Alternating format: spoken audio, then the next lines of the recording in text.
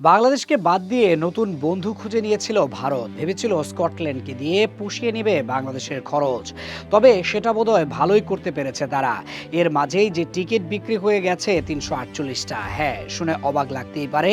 ভারতের পূর্ণ সমর্থন পাওয়ার পর এবার স্কটল্যান্ডের ম্যাচে টিকিট বিক্রি হয়েছে ৩৪৮টি। বিশ্বকাপে বাংলাদেশের রিপ্লেস হিসেবে স্কটল্যান্ডের নাম ঘোষণা করেছিল ভারত। এরপর থেকে প্রশ্ন ওঠে, তবে কি ভারতের বিশ্বকাপে আর্থিক ধস নেমে আসবে? ভারত তো আত্মবিশ্বাসী ছিল, কিছুই হবে না, তেমন পার্থক্য হবে না। আসলে কি পার্থক্য হয়নি? মাঠেই তো সেটা দৃশ্যমান।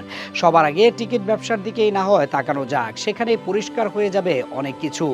বাংলাদেশের 3টি ম্যাচ খেলার কথা ছিল কলকাতার ইডেন গার্ডেন্সে, যেই মাঠে দর্শক ধারণ ক্ষমতা 68,000।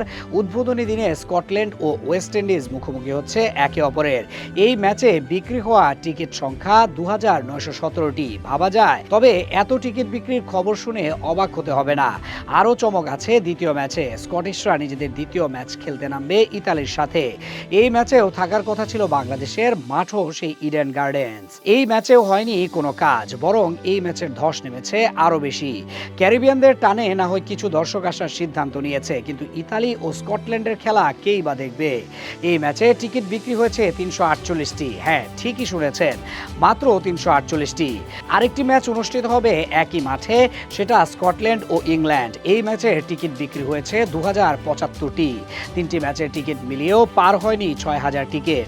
অথচ এর চেয়েও বেশি টিকিট বিক্রি হতে পারত শুধু বাংলাদেশের একটি ম্যাচেও। নিজেদের দাম্ভিকতা ও অহমিকার সামনে তারা বাংলাদেশকে বেশ অপমান করেছিল, ছোট করে সুযোগ দেয়নি বিশ্বকাপ খেলার। তবে সেই অহমিকা চূর্ণ হতে লাগেনি বেশি সময়।